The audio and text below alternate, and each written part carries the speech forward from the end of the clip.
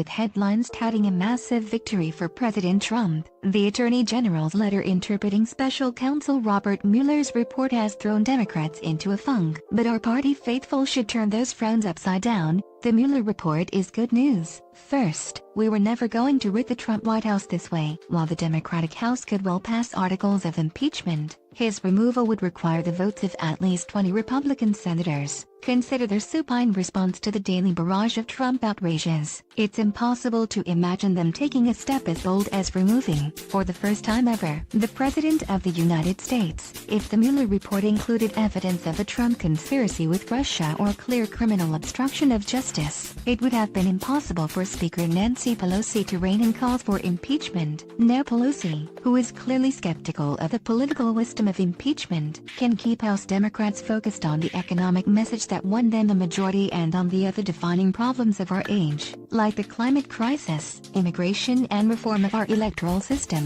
Second, the Russia investigation is being largely ignored outside the precincts of cable news and political Twitter. Most people couldn't pick Mueller out of a lineup, much less know the details of Carter Page's interactions with Russians in a London bar. So, while many national Democrats thought Mueller was set to deliver a knockout blow to Trump, they are conflating their own obsession with the details of the investigation with its actual political salience. Let me be clear, I am one of those obsessives. We need to see what's in Mueller's report to determine whether, for example, there is evidence of collusion that stops just short of indictable behavior. Moreover, the criminal convictions of scores of Trump's aides, his public comments, his shady financial dealings and his bizarre bromance with Vladimir Putin all suggest something deeply sinister. But many voters do not share that view. 45% of Americans said that the investigation was politically motivated. That's why almost no Democrat who won in the 2018 midterms spent any time focused on the Russia investigation. Those candidates understood that Russia was not breaking through. Voters cared more about losing insurance coverage for their pre-existing condition than about cable news coverage of the Mueller probe. Indeed, a pre-election survey by Gallup put healthcare at the top of voters' concerns. The Russia probe was 12th.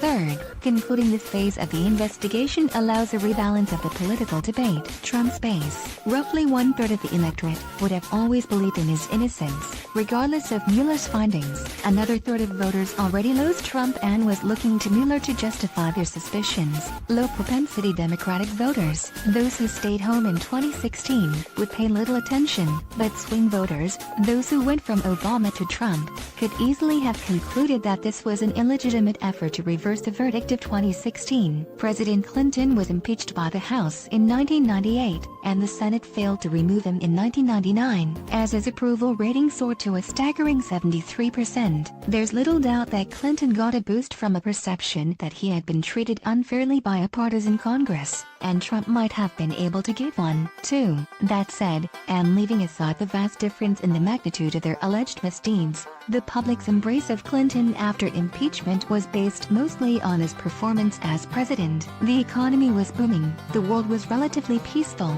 our budget was in surplus, and the public could see the president working hard to make life better for all Americans. By contrast, Trump is terrible at his job. He has made big problems worse, bringing cruelty to our immigration system, denial to the climate crisis, and racism, congenital lying, and bullying to our political discourse. He has scoffed at our allies, launched pointless trade wars, and empowered our enemies. He has presided over an economy that doesn't work for most Americans, who face healthcare costs that are too high, good jobs that are too scarce and a future that is too uncertain. If 2020 Democrats spend most of their time talking about how we can turn that around and ensure that everyone has the opportunity to earn a good life where they live, they will beat Trump the old-fashioned way, at the ballot box. Yes, Democrats are right to demand that the Mueller report be made public, and yes, House Democrats should continue to investigate allegations of foreign influence and obstruction. But no, the failure of Mueller to label Trump a criminal was not a blow to Democrats. In fact, it might have been the perfect outcome to help ensure Trump's departure from office on January 20th.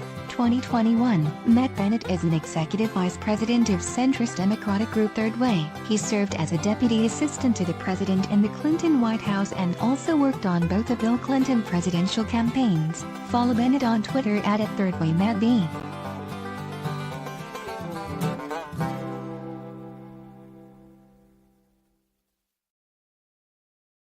You